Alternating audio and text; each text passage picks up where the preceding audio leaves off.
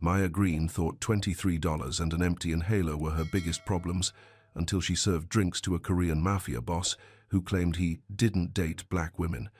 What she didn't know was that those words, spoken in cold certainty, would shatter both their worlds in ways neither could imagine. Because when a rival crime family decides to use an innocent waitress as bait, the same man who built walls around his heart will have to choose between his carefully controlled life and a love that could destroy everything he's built. But here's the twist that changes everything. Sometimes the person you think you can't love becomes the only one worth dying for. The question isn't whether Jin Kwon will break his own rules to save her.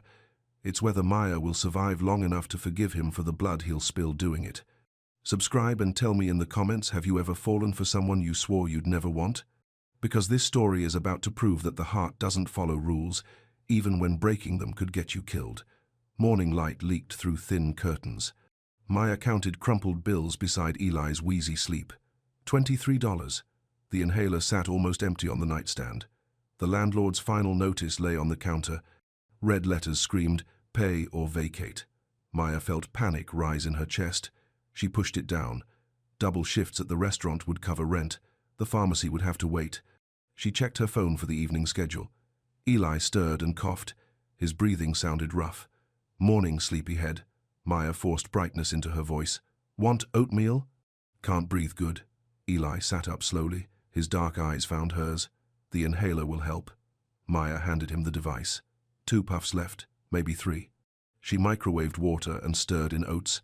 Her hands moved automatically. Her mind calculated pharmacy prices. "Maya?" Eli's voice was small. "Are we gonna be okay?" "Always." The lie came easily. "We're the green team, remember?" Eli smiled and took the bowl. Maya watched him eat. 15 years old and still her baby brother. The clock showed 7:30. Her shift started at 5. 8 hours of serving entitled customers, 8 hours of forced smiles. Maya pocketed the inhaler and grabbed her keys. "I'll be back late. Mrs. Chen will check on you. Love you." Eli called. "Love you more." Maya closed the door softly. The hallway smelled of cooking oil and old carpet. 3 flights down to the street. The bus stop was 2 blocks away. She pulled out her phone and checked her bank balance. Negative $12. Maya felt fear squeeze her throat. "We'll make it," she whispered to the empty street. The restaurant hummed with quiet energy. Crystal glasses caught overhead light. Maya tied her apron and checked the private dining room. Her manager pointed at a table. "VIP party tonight. Room 12. Be perfect." Maya nodded. VIP meant better tips. Better tips meant Eli's medicine. She arranged water glasses with steady hands. Through the cracked door she heard men speaking Korean. Their voices carried authority. "I don't date black women." The words cut through the air. Clear. Final. Maya's hands stilled on a napkin. She recognized the voice. Cold. Controlled. "It's a rule," the same voice continued. "Keeps things simple." Maya felt anger flash hot in her chest. She folded the napkin precisely. Her jaw clenched. The hostess appeared with a tray. "Table 12 is ready for service." Maya lifted the tray. Her face showed nothing. Years of serving taught her masks. She entered the private room. 6 men in expensive suits sat around black lacquer. The man at the head looked up. Maya's breath caught. Dark eyes, sharp features, young for the authority he commanded. He stared at her. Something shifted in his expression. Surprise. Recognition of his own words. "Good evening." Maya's voice was steady. "I'm Maya. I'll be serving tonight." The man's eyes never left her face. His associates ordered wine. He stayed silent. Maya poured drinks with professional precision. She felt his gaze follow her movements. Her skin tingled with awareness. "Sir?" She stood beside his chair. "Would you like wine?" "Water." His voice was rougher now. "Just water." Their fingers brushed as she set the glass down. Electric heat shot up her arm. A man in a dark suit entered from the back, camera in hand. He began taking pictures of the room. "For security," one of the associates explained. The camera clicked. Flash popped bright white. Maya blinked away spots. The man at the head table still watched her. His expression was unreadable. Maya finished service and backed toward the door. The camera flashed again. Her heart hammered as she left the room. The alley behind the restaurant reeked of grease and garbage. Maya checked her phone. Nearly midnight. Footsteps echoed off brick walls. Heavy, deliberate. Maya Green. A man stepped from the shadows, thick build, gold tooth when he smiled. Maya recognized him from the building. Mrs. Chen's warnings echoed in her head. Mr. Vasquez. Maya kept walking. I'm just heading home. About that. Vasquez moved to block her path. Your rent situation. I'll have the money Friday. Maya's voice was calm. Her heart raced. Today is Friday. Vasquez stepped closer. Been Friday for 2 hours. Maya felt the wall against her back. I need until Monday. Don't think so. Vasquez grabbed her wrist. His fingers dug into bone. Let go. Maya tried to pull free. His grip tightened. A shadow moved behind Vasquez. Quick. Silent. You're done. The voice was ice cold. Familiar. Vasquez spun. The man from table 12 stood 3 feet away. No expression on his face. This ain't your business, Vasquez said. It is now. The man moved. Maya blinked. Vasquez was on the ground, his arm twisted at an odd angle. The man stood over him. Leave. The man's voice never changed. Don't come back. Vasquez scrambled up and ran. His footsteps faded into the night. Maya pressed against the wall. Her wrist throbbed where Vasquez had grabbed her. Are you hurt? The man turned to her. His eyes were softer now. I'm fine. Maya pushed off the wall. I can handle myself. I'm sure you can.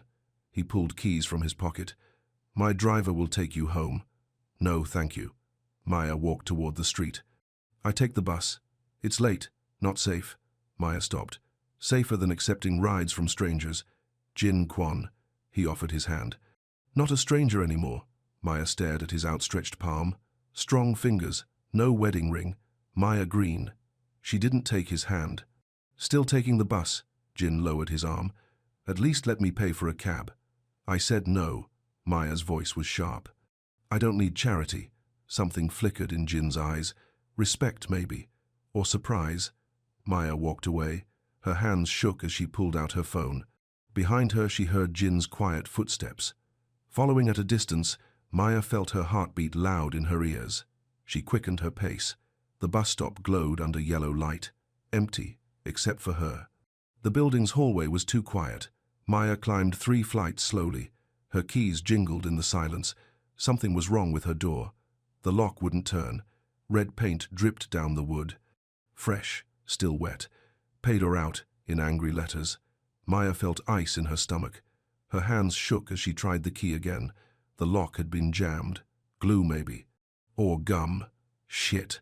The word echoed off cracked walls. Maya pushed against the door. It opened an inch. The chain was on. Eli? She called through the gap. You okay? Coughing answered her. Wet. Painful. Coming. Maya rattled the chain. Hold on.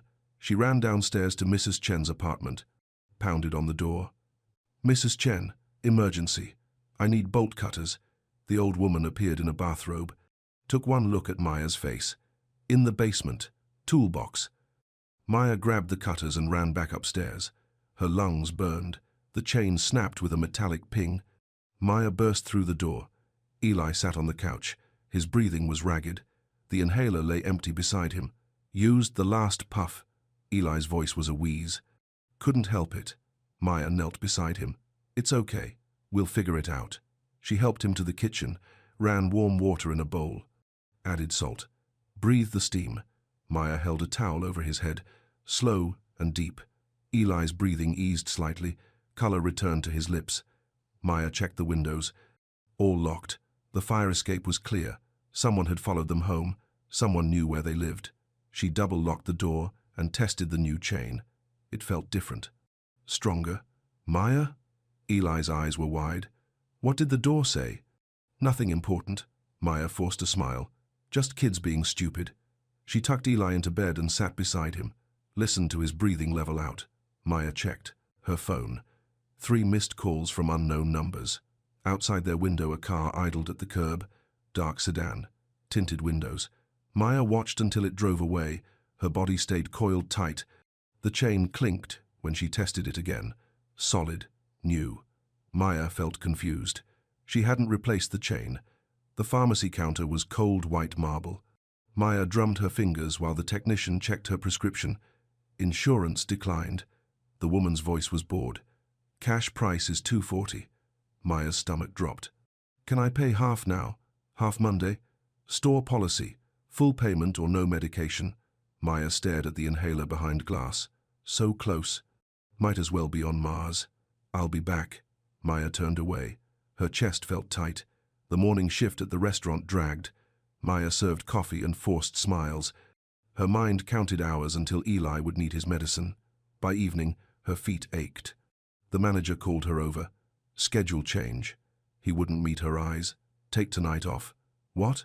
Maya felt panic spike. I need those hours, VIP clients complained. About last night.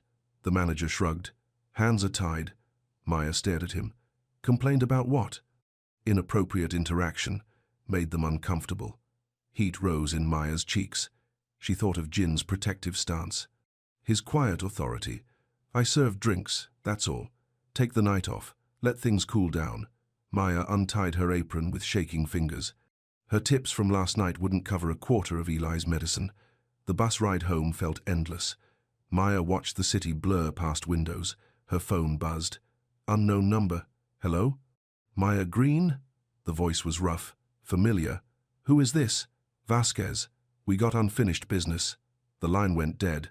Maya's hands trembled as she put the phone away. The bus stop near her building was empty. Sunset painted the sky orange and red. A car crept along the curb. Same dark sedan from last night. Maya walked faster. The car kept pace. At the building entrance, she fumbled for keys. The car window rolled down. Maya. Jin's voice was calm. Wait. She turned. Jin stood beside the sedan. Expensive suit. Serious expression. What do you want? Maya's voice was sharp. To make sure you get upstairs safely. He gestured at the car. Vasquez was seen in the area. I can handle Vasquez. Maya found her keys. Like I handled him last night. You didn't handle him. I did. The words hit like cold water. Maya felt anger flash. I didn't ask for your help. She pushed through the door. I don't need it. Jin caught the door before it closed. Maybe not, but your brother does. Maya stopped. Turned slowly. Leave Eli out of this. Jin pulled a card from his pocket, plain white. No writing except a phone number. Emergencies only. He set it on the mailbox. I mean that. I won't call. I hope you're right. Jin stepped back. But if you're wrong. He didn't finish. Didn't need to. The sedan pulled, away from the curb. Maya watched until it disappeared. She picked up the card. The paper was thick, expensive. Maya felt something loosen in her chest. Not relief. Not exactly. But the card went into her pocket anyway. The restaurant buzzed with Friday energy. Maya rushed between tables with practiced efficiency. Her manager had restored her schedule without explanation. Maya didn't ask questions. The lunch rush brought corporate groups and birthday parties. Maya's tip jar filled slowly. At 3 o'clock, the hostess seated a large party. Young men in designer suits. Too much cologne and laughter. Maya recognized the type. Rich kids playing gangster. Dangerous in their own way. Table 6 wants the VIP treatment. The hostess smirked. They asked for you specifically. Maya felt warning bells in her head. Did they give names? The leader called himself Minjae. Said you'd know what that meant. Maya didn't. But she loaded her tray and walked over. Gentlemen, I'm Maya. What can I get you? The man at the head smiled. Predatory. Heard you know Jin Kwon. Maya's expression didn't change. I serve a lot of customers. This one's special, though. Minjae leaned back. Saw the pictures. Maya's chest tightened. What pictures? You two getting cozy. Private dining room. Very intimate. The other men snickered. Maya felt heat rise in her cheeks. I was working. That's all. Sure you were. Minjae stood. Question is, what's Jin paying for your services? The words hit like a slap. Maya's hands clenched around the tray. Order your food or leave. Feisty. Minjae stepped closer. I like that. The other men moved to block her path.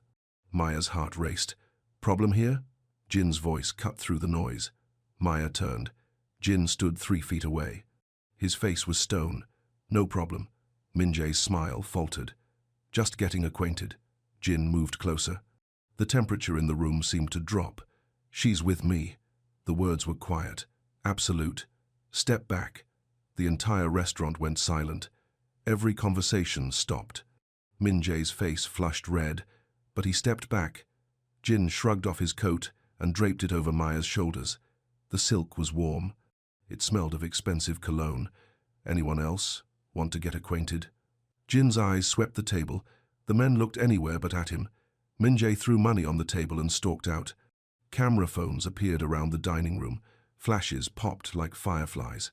Maya felt the weight of every stare. Her face burned with embarrassment. The manager appeared at her elbow. His expression was stone. "Maya, my office, now." The manager's office smelled of coffee and disappointment. Maya sat across from his desk. "Explain what just happened." His voice was clipped. A customer was inappropriate. Another customer intervened. Jin Kwon intervened. The manager leaned forward. "Do you understand what that means?" Maya stayed silent. She didn't want to know. "It means trouble. For you. For this restaurant." He opened a folder. "Effective immediately, you're moved to back of house prep. Until things cool down." Maya felt the floor drop away. "That's half my wages. Better than no wages." The manager closed the folder.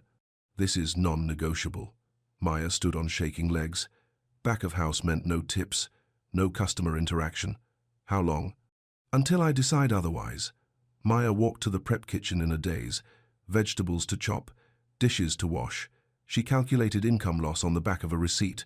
Rent was due in 6 days. The evening passed in a blur of onions and tears. Maya's hands moved automatically. At closing, she untied her apron and checked her phone. 2 texts from Eli. "Feeling better. Made soup. When you coming home?" Maya smiled for the first time all day. Eli was okay. That mattered most. The night manager locked up behind her. Maya walked to the bus stop alone. The street felt different, quieter. No late-night TV glowing in windows, no neighbors smoking on stoops, no music from open doors. Maya felt eyes watching from shadows. Her pace quickened. The bus was nearly empty. Maya chose a seat near the front. Her building looked normal, lights in some windows. Mrs. Chen's cat on the steps. Maya climbed 3 flights. The hallway was silent. She unlocked her door carefully. No paint this time. No broken chain. "Eli?" she called softly. "I'm home." No answer. Maya checked his room. Empty bed. "Eli?" Louder now. Her heart hammered. "Kitchen." His voice was weak, tired. Maya found him at the table. Homework spread around a bowl of soup. "Stayed up for you." Eli smiled. "Soup still warm." Maya hugged him tight. His breathing sounded clear. "Used the inhaler twice today." Eli pulled back. Down to the last few puffs. Maya's stomach clenched. Tomorrow was Saturday. No work, no money. "We'll figure it out." The words tasted like ash. Outside their window, a car door slammed. Maya peered through the blinds. The street was empty. Parked cars reflected streetlight, but something felt wrong. The silence was too complete. Maya double-locked the door and tested the chain. Still strong, still new. She tucked Eli into bed and kissed his forehead. He fell asleep quickly. Maya sat by the window and watched the empty street. Waiting for something to move. Nothing did. But the feeling of being watched never went away. Thunder cracked overhead. Rain drummed against windows. Maya jolted awake to the sound of coughing. Wet. Painful. Wrong. "Eli?" She stumbled to his room. He sat on the edge of his bed, clutching his chest, fighting for air. "Can't breathe." The words were barely whispers. Maya grabbed the inhaler, pressed it to his lips, clicked. Nothing came out. Empty. Shit. Maya's hands shook. Okay. We're going to the clinic." She helped Eli dress. His lips were turning blue. "Breathe. Slow." Maya pulled on jeans. "In through your nose." The all-night clinic was 12 blocks away. Maya called a cab. 20 minutes, the dispatcher said. "We don't have 20 minutes." Maya hung up. She wrapped Eli in a blanket and helped him down the stairs. Rain soaked them instantly. Maya flagged down the first car she saw. A taxi finally stopped. "Emergency room." Maya climbed in. "Fast." The driver nodded and pulled into traffic. Maya held Eli close. "Stay with me." She rubbed his back. "Almost there." Headlights filled the rear window, a sedan keeping pace behind them. Maya's chest tightened. The same car from before. Driver, her voice was sharp. Someone's following us. The man glanced in his mirror. You sure? Make a right here. The sedan turned with them. Maya felt cold fear in her stomach. They pulled up to the clinic. Maya paid the driver and helped Eli out. The sedan stopped across the street. Engine running, windows dark. Move. Maya pushed Eli toward the doors. Maya. Jin's voice was calm, controlled. She turned. Jin stood between them and the sedan. His stance was protective. Behind him, Sung emerged from another car. Young, sharp suit. Cold eyes. Get him inside. Jin never looked away from the sedan. Now. Maya didn't argue. She helped Eli through the doors. The waiting room was bright and warm. A nurse took Eli's vitals immediately. Severe asthma attack. The nurse prepared a nebulizer. We'll get him breathing. Maya sank into a plastic chair. Through the windows she watched Jin and Sung. The sedan's window rolled down. Jin walked over. The conversation was brief. The sedan drove away. Jin watched until it disappeared. Maya felt something ease in her chest. Relief she didn't want to acknowledge. Jin entered the waiting room. His face was tired. Older somehow. He'll be fine. Jin sat beside her. The medicine will help. Why are you here? Maya's voice was quiet. Jin was silent for a long moment. When he spoke, his voice was different, vulnerable. I had a wife once, a son. The words came slowly. There was a fire. Maya turned to look at him. His eyes were fixed on the floor. I was handling business, a message meant for me. Jin's jaw clenched. When I got home, he didn't finish. Didn't need to. I'm sorry. Maya's voice was soft. I don't let people get hurt because of me. Not anymore. The silence stretched between them. Outside, rain washed the streets clean. Mr. Green? A nurse appeared. He's asking for you. Maya stood. Jin caught her hand. Maya. His voice was rough. I won't fail again. She squeezed his fingers once, then let go. The nurse led her to a small room. Eli sat up in bed. A mask covered his nose and mouth. Steam hissed from the nebulizer. His color was better. Better. Maya brushed hair from his forehead. Eli nodded. Pulled off the mask for a moment. The man outside. Is he good or bad? Maya looked through the window. Jin sat alone in the waiting room. His shoulders carried the weight of old grief. His hands were steady on his knees. I don't know yet. Maya helped Eli replace the mask. But I think he's trying to be good. Thunder rolled overhead. Lightning flashed. Outside the clinic windows, rain fell like tears. Jin waited in his chair, patient, protective. Maya watched him and felt something shift in her chest. Maybe it was trust. Maybe it was something more dangerous. Either way, there was no going back now. The apartment door hung open. Broken wood scattered the hallway floor. Maya stared at the destruction. Someone had kicked it in with brutal force. Everything's dumped. Eli's voice was small behind her. But nothing's missing. Drawers had been pulled out and overturned. Cushions slashed, papers scattered everywhere. The message was clear. We can reach you anywhere. Maya's chest tightened. She pulled out her phone with shaking fingers. The landlord appeared in the doorway. His face showed no surprise. Shame about the break-in. His voice was flat. Building's not safe anymore. You did this. Maya's voice was deadly quiet. Me? The landlord spread his hands. I was at bingo all night. Got witnesses. Then who? Hard to say. Lot of bad elements around here. His smile was cold. Course, the right friends could keep you safe. Maya felt rage surge in her throat. What kind of friends? Ones who pay their rent on time. Ones who show appreciation. The words made her skin crawl.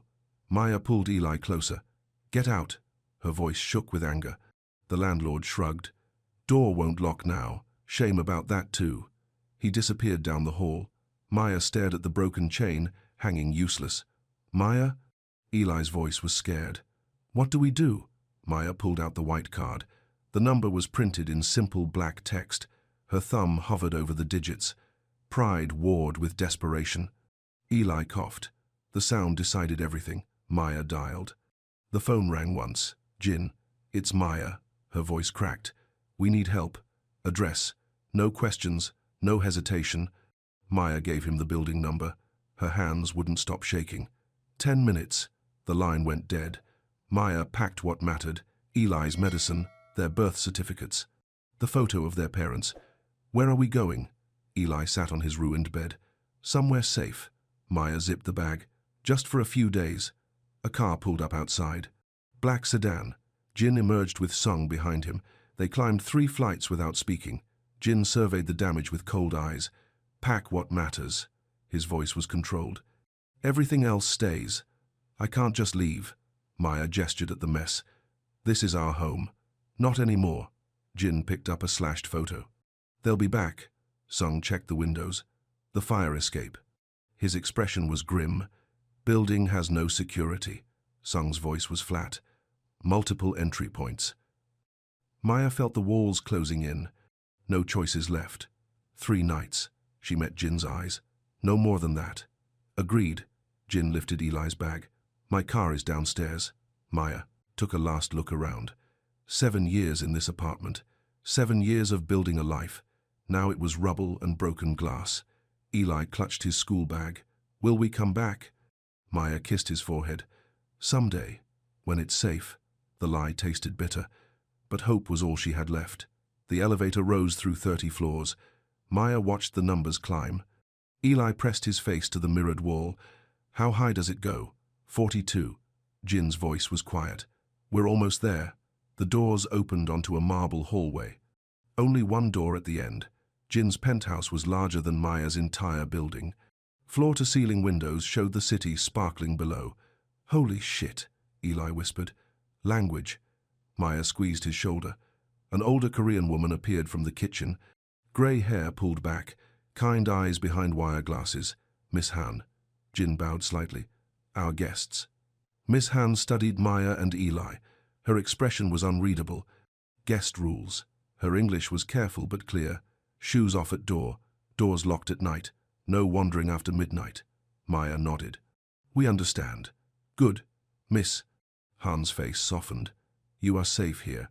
Jin gestured down a hallway. Guest suite, 2 bedrooms, private bathroom. The rooms were larger than Maya's entire apartment. Thick carpets, heavy furniture, no expense spared. 3 nights. Maya set down her bag. Then we figure out something else. Of course. Jin lingered in the doorway. I'll be in the study if you need anything. He left the door open. Maya noticed that. A small gesture of respect. Eli bounced on one of the beds. This is amazing. Maya checked her phone. Still had signal. That was important. Miss Green? Miss? Han appeared with fresh towels. Dinner in 1 hour? You don't have to cook for us. Maya felt awkward. We can order something. I cook. Miss.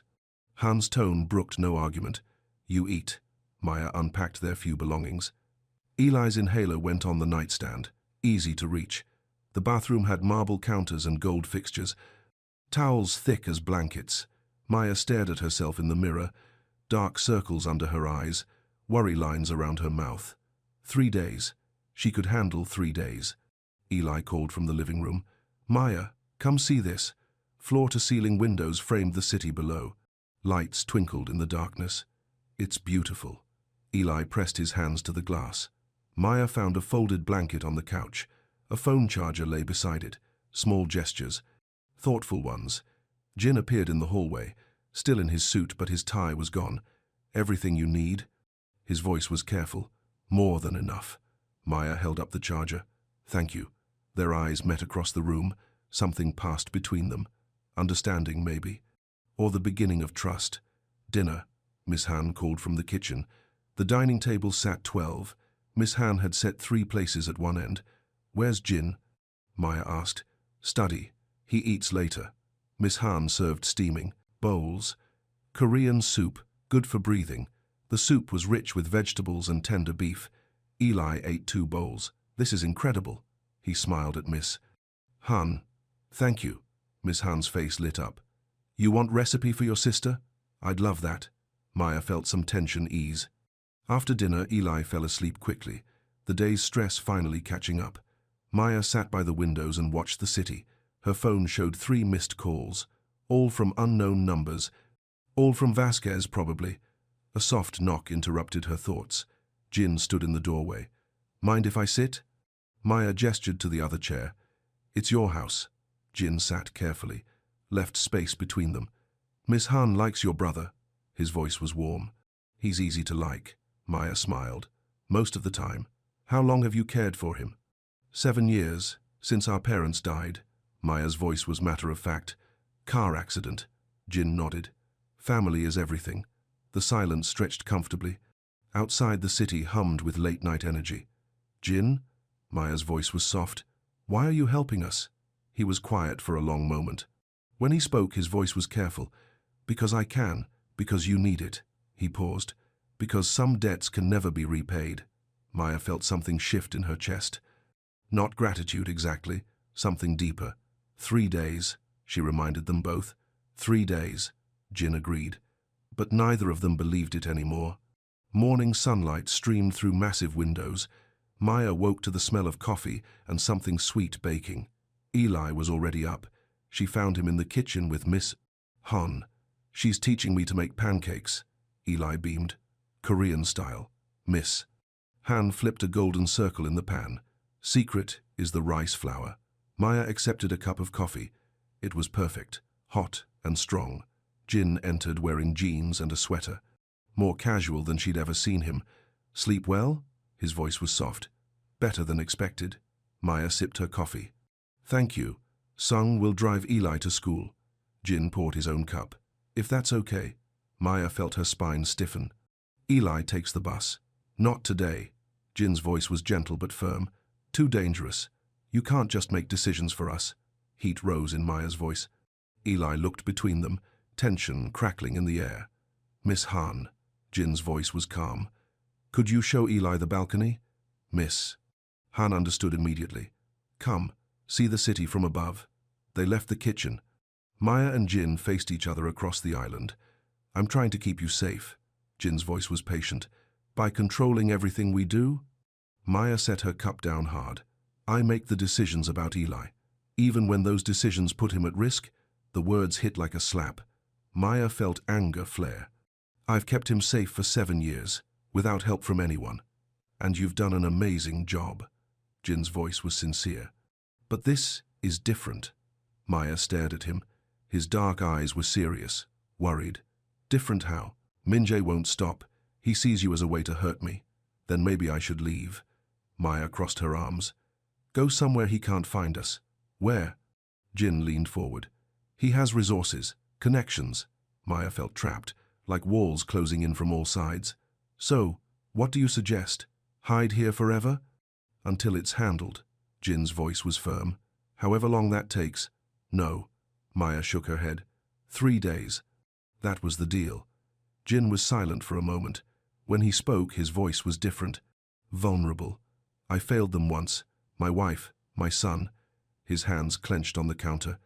I won't fail again. Maya felt her anger drain away, replaced by something softer. Jin, her voice was gentle. We're not your family. No. His eyes met hers. But you could be. The words hung in the air between them, heavy with possibility. I don't know how to do this. Maya's voice was small. Trust someone else. Neither do I. Jin's smile was sad. Maybe we figure it out together. The kettle whistled on the stove. Steam rose into morning light. Okay. Maya's voice was barely a whisper. But I have conditions. Name them. I look for work. On my own. No interference. Jin nodded. Agreed. Eli goes to school. Normal schedule. Sung can drive him. Done. And no more making decisions for us. We discuss everything. Jin extended his hand across the island. Partners? Maya stared at his open palm. Strong fingers, honest eyes. She took his hand. Partners. The touch sent electricity up her arm. Jin felt it too. His breath caught. They held on a moment longer than necessary, neither wanting to break the connection. Pancakes ready, Miss Han called from the balcony. Maya and Jin stepped apart. But something had changed between them. Trust was growing, fragile as a seedling, but real. Maya spent the morning observing Jin's world. Everything ran on quiet precision.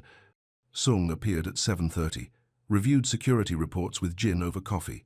Miss Han managed the household with military efficiency. Meals appeared without fuss. The phone rang constantly. Jin took calls in his study behind closed doors. Maya heard voices but never words. Everything was conducted in careful whispers. No criminal operations appeared, no threats or violence. Just business and protection. What exactly does Jin do? Maya asked Miss Han while folding laundry. Miss, Han's hands stilled on a shirt. He protects people. From what? From those who would hurt them. Miss Han's voice was matter-of-fact. Maya pressed further. But how? What kind of business? The kind that keeps families safe? Miss Han met her eyes. Like yours. The conversation ended there. But Maya understood the message. Don't ask questions you don't want answered. Afternoon brought a delivery. Boxes from expensive stores. Clothes in Maya and Eli's sizes. I didn't order these. Maya found Jin in his study. You need clothes. You left everything behind. Maya felt heat rise in her cheeks. I have clothes. 2 outfits. For 3 people. Jin's voice was gentle. It's practical. Maya stared at the boxes. Designer labels. Expensive fabrics. This is too much. It's a gift. From Miss Han. Jin's eyes twinkled. She likes to shop. Maya knew it was a lie. But a kind one. I'll pay you back. The words sounded hollow even to her. No need. Jin returned to his paperwork. Family doesn't keep score. That word again. Family. It sent warm tendrils through Maya's chest. Evening brought rain against the windows. Eli did homework at the dining table. Maya sat nearby with a book. Jin worked in his study. The silence was comfortable. Domestic. Almost normal. Maya? Eli looked up from his math. Are we going to stay here? Maya glanced toward Jin's study. I don't know yet. I like it here. Eli's voice was small. It feels safe. Maya felt her heart clench. When had Eli last felt truly safe? We'll see. She ruffled his hair. Finish your homework. Later she found Jin on the balcony. City lights sparkled below. Couldn't sleep. His voice was soft. Too quiet. Maya joined him at the railing. I'm used to sirens and shouting. Jin smiled. It grows on you, the peace. Is it real, though? Maya studied his profile. Or just an illusion? What do you mean? This, Maya gestured at the penthouse. The safety, the distance from everything ugly. Jin was quiet for a moment. Does it matter? If it keeps you safe? It matters to me. Maya turned to face him. I don't want to live in a bubble, even if the alternative is dangerous. Even then, Maya's voice was firm, I'd rather face truth than hide from it. Jin nodded slowly. I can respect that. Can you live with it? Jin met her eyes. I'm learning to. Rain drummed against the glass. The city hummed below them. Jin, Maya's voice was soft. Tell me about your wife. Pain flickered across his features, but he didn't look away. Her name was Yuri. We were married 2 years. How did you meet? Coffee shop. Jin's smile was sad.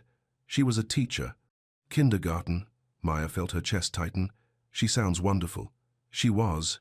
Jin's voice was barely audible. She made me want to be better. And your son? David. He was 6 months old. Jin's hands gripped the railing. He had her eyes. Maya reached out and covered his hand with hers. I'm sorry. Jin didn't pull away. They died because of who I am, what I do. That wasn't your fault, wasn't it? Jin's voice was bitter. The fire was meant for me. Maya squeezed his fingers. You can't control everything. I can try. Jin turned his hand palm up. Threaded their fingers together. They stood in silence, rain washing the world clean. Maya felt something growing between them, fragile but real. Trust, understanding. Something deeper. Jin? Her voice was barely a whisper. Yes, I'm glad we're here. His fingers tightened around hers. So am I. The power went out at midnight. Thunder cracked overhead, and the city disappeared into darkness. Maya woke to Eli's panicked breathing from the next room. I can't see. His voice was high and scared. Maya, I can't see anything. Maya fumbled for her phone's flashlight, found Eli sitting up in bed, hyperventilating. It's okay. She sat beside him. Just a storm. Can't breathe. Eli clutched his chest. Too dark. Can't breathe. Maya felt panic rising. No nebulizer here. No hospital nearby. Lightning flashed outside. Thunder followed immediately. Eli, a calm voice from the doorway. Look at me. Jin knelt beside the bed. His face was steady in the phone's glow. Count with me. Jin's voice was measured. In for 4. Out for 6. Eli's eyes locked on Jin's face. I can't. Yes, you can. Jin breathed slowly. 1, 2, 3, 4. Eli tried to match the rhythm. His breathing was still ragged. Again. Jin never looked away. 1, 2, 3, 4. Lightning illuminated the room. Thunder rumbled closer. Out now. Jin's voice was a metronome. 1, 2, 3, 4, 5, 6. Slowly, Eli's breathing leveled. His shoulders relaxed. Better? Jin's voice was gentle. Eli nodded. How did you know? I used to have panic attacks. Jin sat on the edge of the bed. After the fire, Maya felt something shift in her chest. Jin sharing his vulnerability. Did they go away? Eli's voice was small. Mostly. Jin's smile was sad. Sometimes they visit, like old friends you don't want to see. Eli giggled. The sound was pure relief. Want to wait for the power together? Jin asked. In the living room? They moved to the couch by the windows. City lights flickered back on block by block. Tell me about your parents. Jin's voice was conversational. What were they like? Eli's face lit up. Dad was funny. He did voices for all our bedtime stories. What kind of voices? Dragons and pirates. Princesses too. Eli grinned. Maya says I sound like him when I laugh. Maya felt tears prick her eyes. You do. Exactly like him. And your mom? Jin asked gently. She was beautiful. Eli's voice was dreamy. She smelled like flowers and she sang all the time. What did she sing? Everything. Pop songs while she cooked. Lullabies at bedtime. Eli looked at Maya. Maya sings like her too. I don't sing. Maya's voice was quick. She's shy, Eli stage whispered to Jin, but she has a pretty voice. Jin's eyes found Maya's in the darkness. I'd like to hear it sometime. Heat rose in Maya's cheeks. Don't hold your breath. The power flickered back on. Lights bloomed throughout the penthouse. Crisis averted. Jin stood. Think you can sleep now? Eli nodded. Thanks for helping me breathe. Anytime. Jin ruffled Eli's hair. That's what family does. Maya tucked Eli back into bed. His breathing was calm and even. Maya? His voice was drowsy. I like Jin. I can see that. Maya kissed his forehead. Go to sleep. We safe with him? Eli's eyes were already closing. Maya looked through the doorway. Jin stood at the kitchen sink, washing their teacups. His movements were careful, considerate. He dried each cup and put it away. Yeah. Maya's voice was soft. I think we are. Eli smiled and drifted off to sleep. Maya watched his chest rise and fall. When she emerged from the bedroom, Jin was gone. A note lay on the counter. Emergency contact numbers on the fridge. Sleep well. Maya found the numbers written in careful handwriting. Doctor, hospital, his cell phone, everything she might need to keep Eli safe. The gesture hit her harder than expensive gifts ever could. Maya felt something crack open in her chest, a wall she'd built around her heart. Maybe trust wasn't so dangerous after all. Insomnia pulled Maya from bed at 2 a.m. The penthouse was silent except for the city's distant hum. She made tea and carried it to the balcony. Rain had stopped. Stars peeked through breaking clouds. Can't sleep either? Jin's voice was soft behind her. Maya turned. He wore jeans and a sweater, hair slightly mussed. Too much quiet. Maya offered him her cup. Want to share? Jin accepted the tea. Their fingers brushed in the exchange. I used to live in a place like this. Maya gestured at the view. Before my parents died. What happened to it? Lawyers, debts, medical bills. Maya's voice was matter of fact. Gone in 6 months. Jin sipped the tea, handed it back. That must have been hard. Eli was 8. He didn't understand. Maya stared at the city. I told him it was an adventure. Smart. Jin leaned against the railing. Kids need hope. What did you tell David? When he cried, pain flickered across Jin's face, but he answered. I sang to him. Off-key lullabies. Did it work? Sometimes. Jin's smile was sad. Yuri was better at it. Steam curled from the teacup into cold night air. Below them the city sparkled. "Can I ask what happened?" Maya's voice was gentle. "The fire." Jin was quiet for so long Maya thought he wouldn't answer. "Business dispute." His voice was carefully controlled. "Someone wanted to send a message." "About what?" "Territory. Respect. The usual bullshit." Jin's jaw clenched. "I was supposed to be home, but you weren't. Meeting ran late. Yuri called to say goodnight." Jin's hands tightened on the railing. "I heard David crying in the background." Maya waited. Let him find the words. "Fire started in the nursery. Electrical, they said. But I knew better." "You're sure it was intentional?" "The man who ordered it confessed." "Eventually." Jin's voice was flat. "Right before he died." Maya felt ice in her stomach. She was getting a glimpse of Jin's real world. "I'm sorry." Her voice was barely a whisper. "I couldn't save them."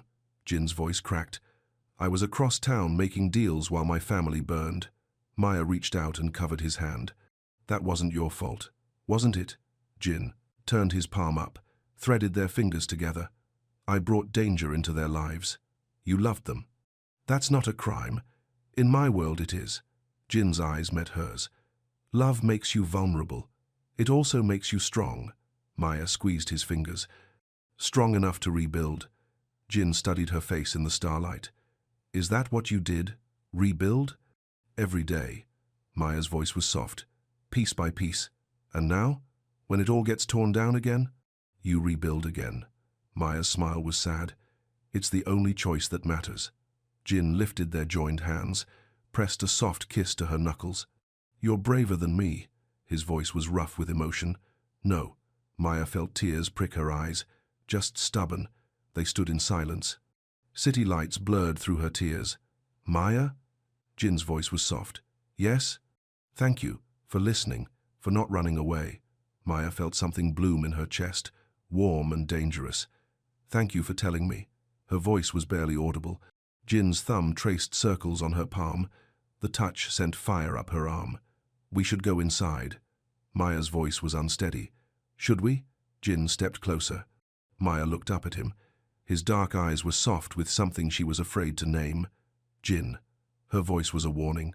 "I know." He stepped back, released her hand. "I know." But the air between them still crackled with possibility. They walked inside together. The silence was charged with unspoken words. "Good night, Maya." Jin's voice was careful. "Good night, Jin." Maya watched him disappear down the hallway. Her hand still tingled where he'd kissed it. She was in trouble, the kind that started with trust and ended with heartbreak. But for the first time in years, Maya didn't want to run. Maya woke to her phone, buzzing with notifications. 23 missed calls. She scrolled through the numbers. All unknown, all in the last hour. Her email showed 47 new messages. The subject lines made her stomach drop. "Seen the blog? Is this you? Girl, call me as soon as possible." Maya opened the link her friend had sent, a gossip blog with a grainy photo.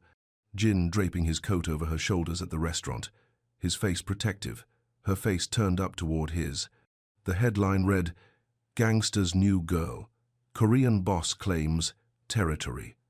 Maya felt ice flood her veins.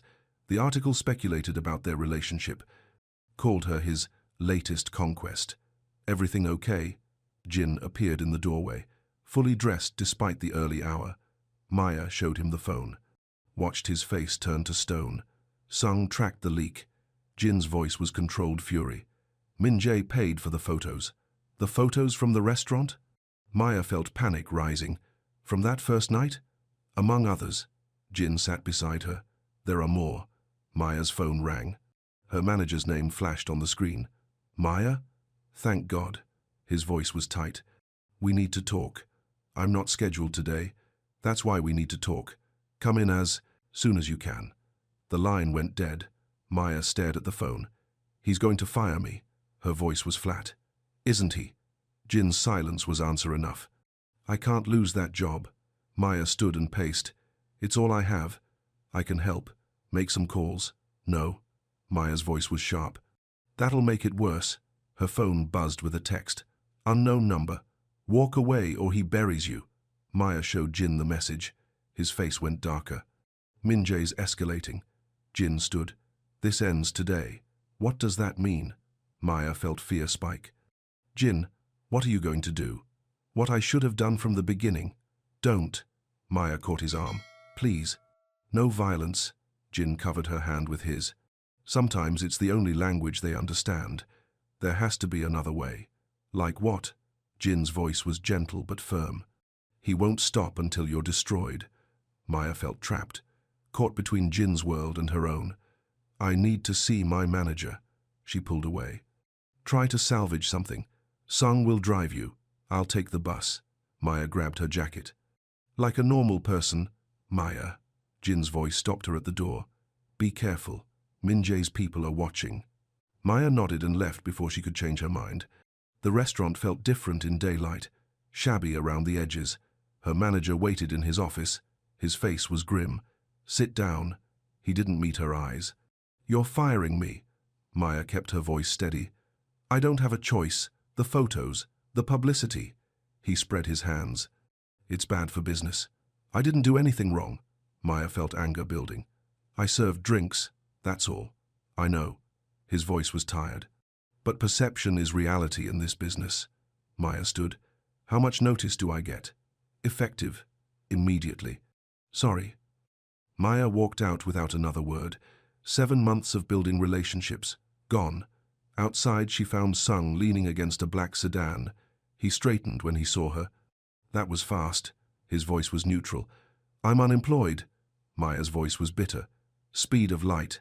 Sung opened the car door. Jin will want to know.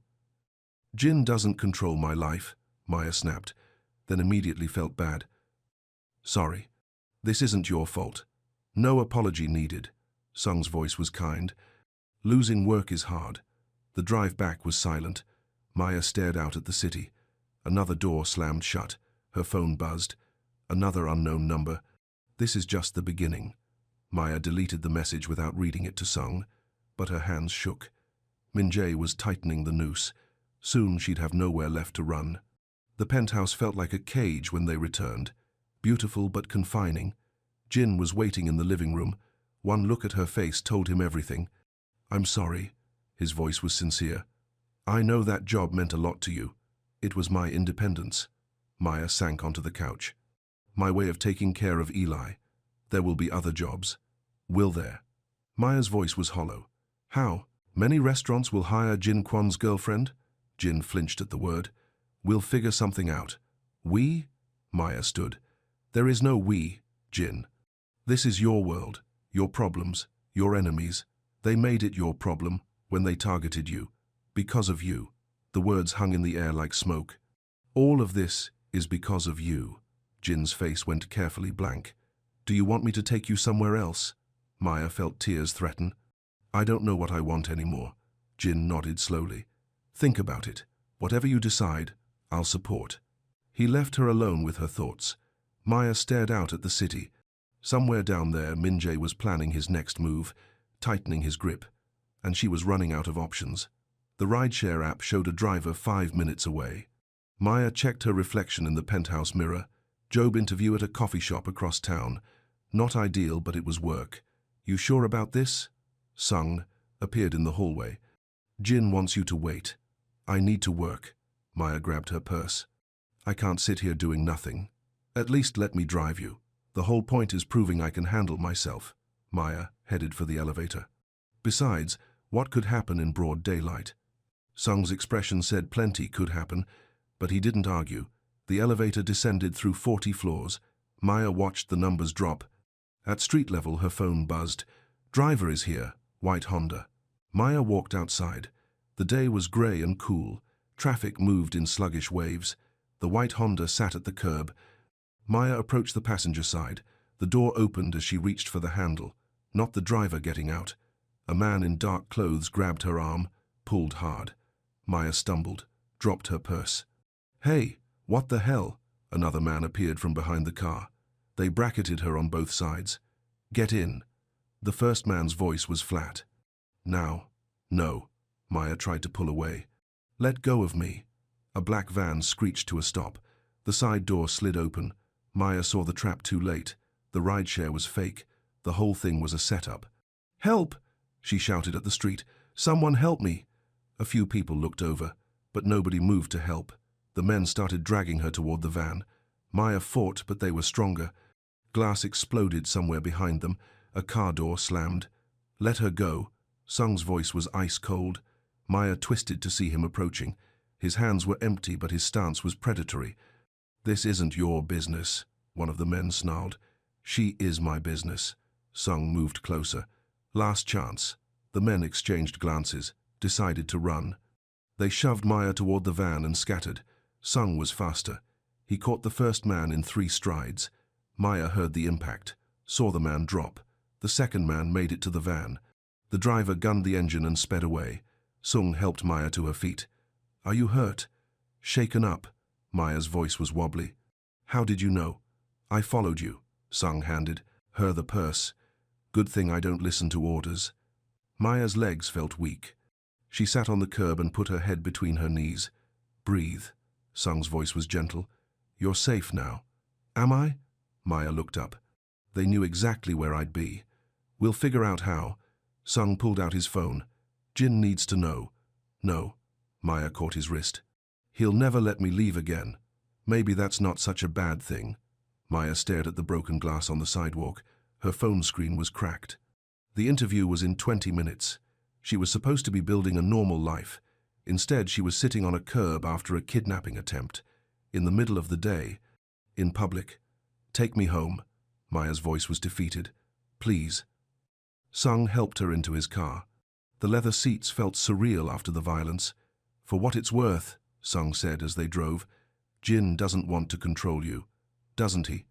Maya watched the city blur past. "Feels like control to me. He's scared." Sung's voice was matter-of-fact. "Scared people make bad decisions. What's he scared of?" "Losing someone else he cares about." The words hit Maya harder than she expected. "Someone he cares about. How much does he care?" Maya asked softly. Sung met her eyes in the rearview mirror. "Enough to burn down the world if they hurt you." Maya felt something shift in her chest. Terror mixed with something that might have been love. The penthouse felt like a fortress when they returned. Jin was pacing the living room like a caged wolf. "What happened?" His voice was tight with control. "Attempted kidnapping." Sung's report was clinical. 3 men, 1 van, professional operation. Jin's face went completely still, the kind of stillness that preceded violence. "Are you hurt?" He crossed to Maya. His hands hovered over her arms. "Did they hurt you?" "I'm okay." Maya's voice was small. Sung got there in time. Jin closed his eyes. When he opened them, the relief was naked on his face. "This ends now." His voice was deadly quiet. "Today, what are you going to do?" Maya asked. Jin didn't answer. He was already reaching for his phone. Maya caught his wrist. "Jin, please, no more violence. They tried to take you." His voice shook with rage. "In broad daylight, but they didn't." Maya stepped closer. "I'm here. I'm safe. This time." Jin's eyes were wild. "What about next time? Then we'll be more careful." "No." Jin pulled away. "There won't be a next time." He walked to his study and slammed the door. Maya heard him making calls. Sung appeared beside her. "He'll calm down." "Will he?" Maya sank onto the couch. "Or will he do something stupid?" "Jin doesn't do stupid." Sung's voice was reassuring. "Dangerous, maybe, but not stupid." Maya pulled out her cracked phone. The job interview was starting without her. Another door closing. Another option gone. Outside the windows, the city hummed with normal life. People going to work, running, errands, living free. Maya felt the walls closing in. Beautiful as they were, she was trapped, and the cage was getting smaller every day. Morning sun pooled on the kitchen island where Maya and Jin sat in tense silence. Toast grew cold between them. Maya felt the weight of unspoken words. Jin's phone had been quiet since dawn. Too quiet. "What did you do?" Her voice cut through the stillness. Jin's coffee cup paused halfway to his lips. "What makes you think I did something?" "Your phone isn't ringing." Sung looks relieved. "Miss Han is humming." Maya crossed her arms. "Either you solved the problem or created a bigger one." Jin set down his cup carefully. "Min-jae won't bother you again." "What does that mean exactly?" Maya's stomach clenched. Jin, what did you do? Nothing permanent. His voice was measured. Just a conversation. Maya felt ice in her veins. What kind of conversation? The kind that makes things clear. Jin met her eyes. He crossed a line yesterday. So, you crossed one back? I protected what's mine. Jin's voice was hard. That's not negotiable. Maya felt anger flash. I'm not yours. Jin's face went carefully blank. My mistake. The words hung between them like broken glass. Maya felt tears threaten. That's not what I meant. Her voice was soft. I need to choose this. Choose what? You. This. All of it. Maya gestured at the penthouse. Instead of being swept into it. Jin studied her face. Something shifted in his expression. What would choosing look like? His voice was careful. Trust. On both sides. Maya leaned forward. No more making decisions about my life without me. Even when those decisions keep you safe? Especially then. Maya's voice was firm. Safety without choice isn't safety. It's another kind of prison. Jin was quiet for a long moment. When he spoke, his voice was vulnerable. I don't know how to love someone without controlling them. The admission cost him. It's all I know. Then we learn together. Maya reached across the island. If you want to. Jin stared at her outstretched hand. What if I mess it up? What if I fail you too? Then we try again. Maya's voice was gentle. That's what people do. Jin took her hand slowly. His fingers were warm and strong. I'm scared. His voice was barely audible. Of losing you. I'm scared too. Maya squeezed his fingers. Of disappearing. Into my world? Into anyone's world. Maya's voice was honest. I've been taking care of myself so long. You don't have to stop. Jin lifted their joined hands. Just let me help sometimes. Maya felt something ease in her chest. The first real breath she'd taken in days. Okay. Her voice was soft. But I keep looking for work. On my own. Agreed. Jin's smile was small but real. And I'll try to ask before I make decisions. Try? Maya raised an eyebrow. Baby steps. Jin's eyes crinkled with humor. I'm still learning. Maya laughed despite herself. The tension between them cracked and fell away. Deal. She stood and walked around the island. But I have conditions. Name them. Jin turned to face her. Maya stepped between his knees. Placed her hands on his shoulders. No more late-night phone calls where you decide my fate. Her voice was firm but warm. Done. Jin's hands settled on her waist. Light but possessive. No more having me followed without telling me. That one's harder. Jin's voice was rough. But I'll try. And no more solving my problems with violence. Maya's eyes were serious. Find other ways. Jin's jaw clenched. What if there are no other ways? Then, we find them together. Maya's voice was steady. I won't be the reason you become someone you hate. Jin's eyes closed. When he opened them, they were vulnerable. You really think I can change? His voice was small. After everything I've done? I think you're already changing. Maya's thumbs traced his cheekbones. Every day. Jin leaned into her touch. What if it's not enough? Then we keep trying. Maya's voice was sure. For as long as it takes. Jin's arms tightened around her waist, drew her closer. I've never wanted to be good before. His voice was raw. Not until you. Maya felt her heart crack open, all her walls crumbling at once. Jin. His name was a whisper. I know. His forehead touched hers. I know it's complicated. They stood, wrapped in morning light and possibility. Two broken people learning to trust. Maya's phone buzzed on the counter. She ignored it. Answer it. Jin's voice was soft. The world's still out there. Maya reluctantly stepped back. The screen showed a local number. Hello? Miss Green? This is Patricia from Sunrise Coffee. We had an interview scheduled yesterday. Maya's stomach dropped. I'm so sorry. There was an emergency. I understand. Would you be available this afternoon? We're really impressed with your experience. Maya looked at Jin. He nodded encouragingly. Yes. Her voice was stronger. I'd love to reschedule. Wonderful. 2 o'clock work for you? Perfect. Maya smiled despite herself. Thank you for the second chance. She hung up and turned to Jin. I have another interview. That's great. Jin stood. Sung will drive you. Actually, Maya's voice was careful. I was hoping you could. Jin's face lit up. Really? Partners, right? Maya smiled. Might as well start acting like it. Steam rose from 3 bowls of ramen on the kitchen island. Jin stirred vegetables into the broth, while Maya sliced green onions.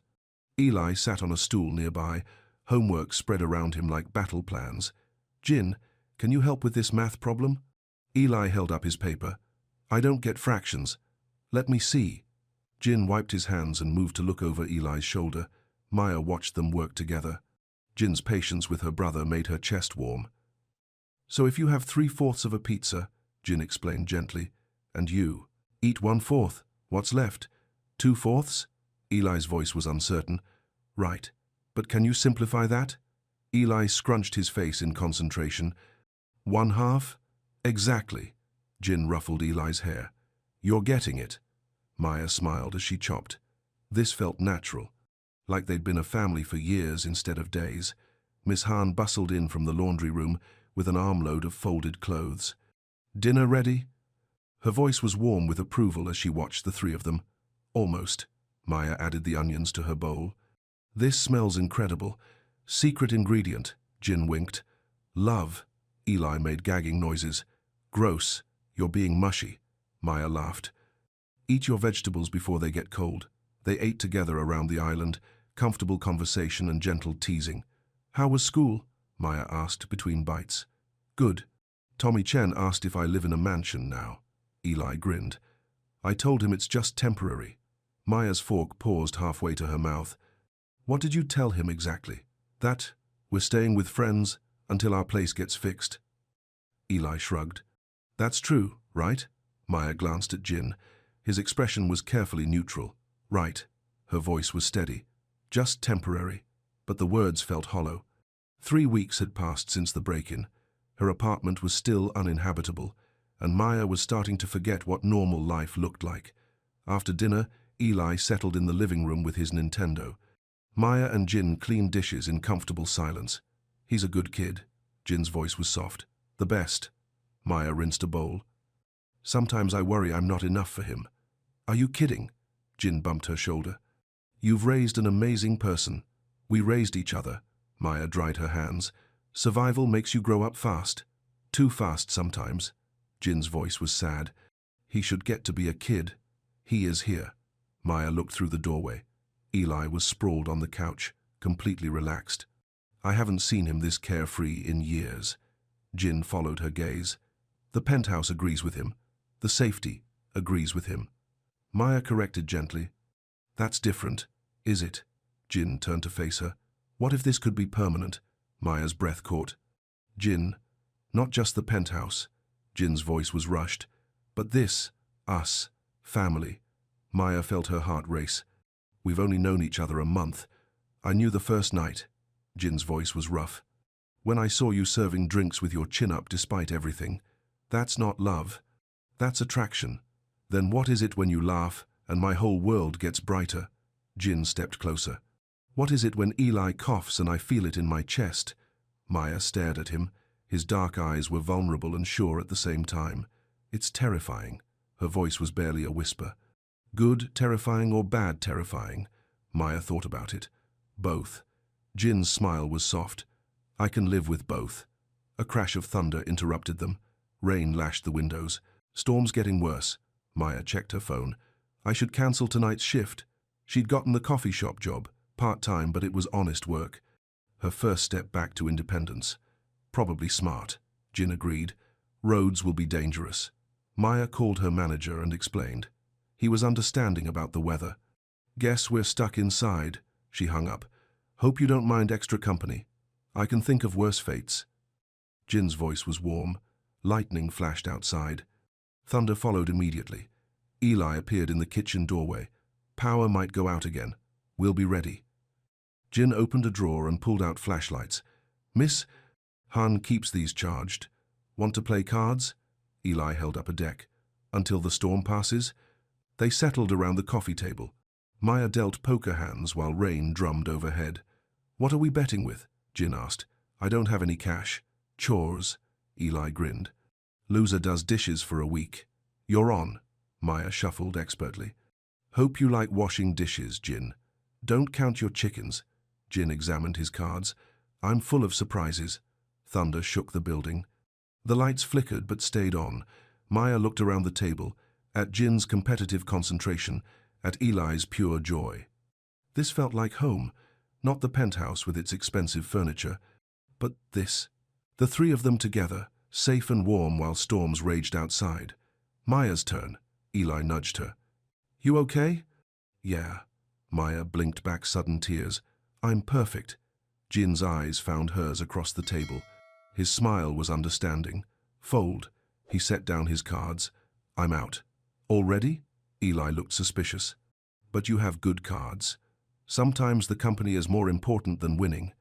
Jin's voice was soft. Sometimes you fold so others can play longer. Maya felt her chest tighten with emotion. Jin was talking about more than cards. Your deal, Eli. She handed him the deck. Let's see what you've got. Rain continued to fall. The storm showed no signs of stopping. But inside their circle of light, Maya had everything she needed. The night market bloomed with paper lanterns and warm light. Maya walked between stalls with Eli beside her. The manager said to meet him by the flower vendor. Maya checked her phone. Extra cash for helping with inventory. The call had come that afternoon. Last-minute opportunity to earn money. Maya couldn't afford to say no. Why here, though? Eli looked around nervously. Seems weird for restaurant work. Maya felt the same unease. But $20 an hour was $20 an hour. Maybe they're catering an event. She squeezed his hand. Stay close. Lanterns swayed overhead in the evening breeze. Vendors called out in 3 languages. Maya! A familiar voice called from ahead. Her manager stood by a flower stall. Same tired face. Same wrinkled shirt. Thanks for coming on short notice. He gestured around. The client wants flowers for tomorrow's event. What kind of event? Maya felt suspicious. And why is Eli here? You said babysitter fell through. Right. The manager looked uncomfortable. Just grab some arrangements. Client will reimburse. He pointed to specific stalls, then disappeared into the crowd. Maya felt warning bells in her head. Something was wrong. I want to go home. Eli's voice was small. This doesn't feel right. Me too. Maya pulled out her phone. Let me call Jin. The phone slipped from her hands as someone bumped into her. Hard. Oops. A man in a baseball cap smiled coldly. How clumsy. More men appeared from behind stalls, surrounding them casually. Maya's heart hammered. Eli. Stay behind me. Well. A familiar voice cut through the noise. If it isn't Jin's pet. Minjae stepped from the shadows. His smile was predatory. Thought you could hide behind him forever? Minjae's eyes glittered with malice. Maya backed toward a flower stall. Eli pressed against her back. I don't want trouble. Maya's voice was steady despite her fear. Just let us leave. Oh, you're leaving? Minjae nodded to his men. But not where you think. The men closed in. Maya grabbed Eli's inhaler from her purse. Here. She pressed it into his hands. Don't let go. The inhaler skittered across the ground as hands grabbed her arms. Maya! Eli shouted as more men surrounded him. Let him go! Maya fought against the grip. He's just a kid. Touching. Minjae smiled. Family loyalty. Jin will appreciate the gesture. A black van pulled up to the market entrance. Engine running. Maya saw their future disappearing. Eli's terrified face, her own helplessness. Help! She screamed to the crowd. Someone help us. People looked, but nobody moved. Too afraid to get involved. The men dragged them toward the van. Maya fought every step. Where's your boyfriend now? Minjae laughed. All that protection for nothing. Maya's phone lay broken in the dirt. No way to call for help. The van door slid open. Dark interior waited like a mouth. Tires squealed somewhere behind them. A car door slammed. Let them go. Jin's voice cut through the chaos like ice. Maya twisted to see him approaching. Sung flanked him on the right. Jin! Minjae's smile was triumphant. Just in time to watch. I said let them go. Jin's voice was deadly quiet. Or what? Minjae gestured to his men. You're outnumbered. Jin's smile was cold as winter. Am I? More cars appeared around the market. Men in dark suits emerged. Minjae's confidence faltered.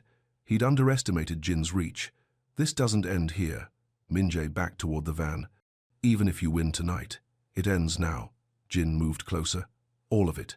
The confrontation balanced on a knife's edge. Violence hung in the air, like smoke. Maya felt Eli trembling behind her. Please don't hurt anyone. Jin's eyes found hers across the space. Something passed between them. Trust, understanding, love. Stand down.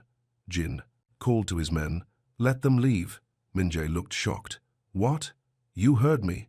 Jin stepped back. Take your people and go. This isn't over. Minjae snarled as he retreated. I'll find another way. No. Jin's voice was final. You won't. Minjae's men backed toward their vehicles, but their leader hesitated. You think love makes you strong? Minjae's voice was vicious. It makes you weak. Jin's expression never changed. Maybe, but it also makes me patient. The words carried an unmistakable threat. Minjae finally understood. He climbed into the van without another word. The vehicles disappeared into traffic. Maya ran to Eli, gathered him close. Are you hurt? No. His voice was shaky, just scared. Jin approached carefully. Are you both okay? Maya nodded. Tears she'd held back finally came. How did you find us? Her voice was broken. Tracked your phone. Jin knelt beside them. The signal went dead here.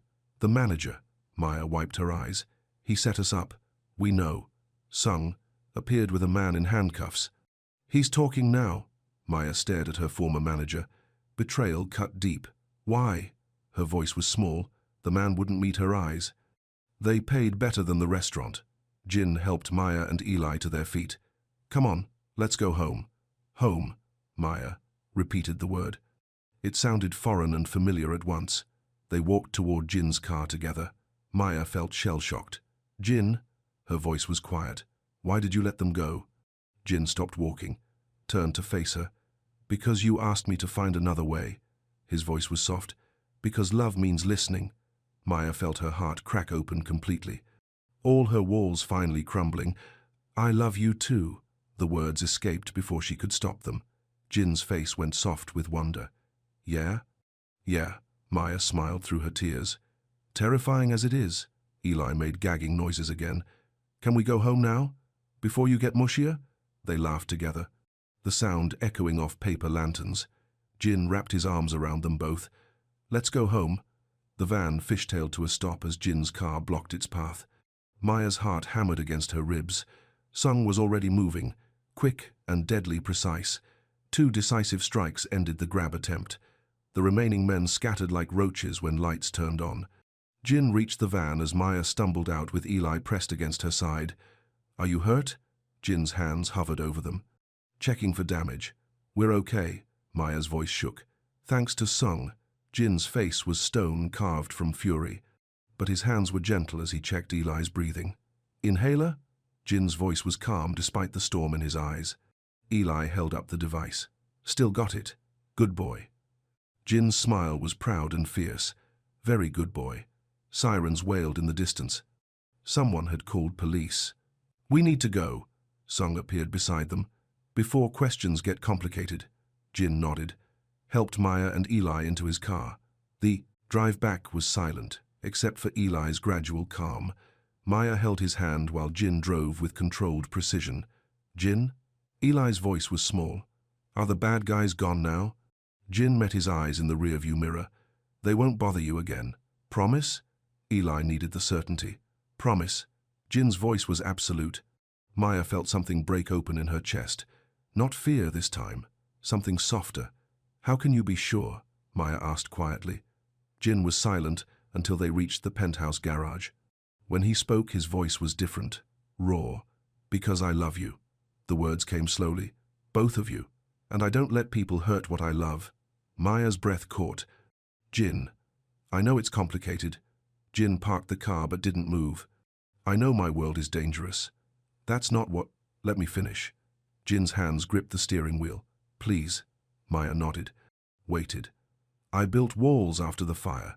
Told myself I'd never care about anyone again. Jin's voice was barely audible. Safer that way. What changed? Maya's voice was soft. You did. Jin finally looked at her. You and Eli. You made me want to tear down the walls. Tears pricked Maya's eyes. That's terrifying. For me too. Jin's smile was vulnerable. But the alternative is living alone forever. You're not alone. Maya reached across the space between them. We're here. Jin caught her hand, pressed it against his chest. Feel that?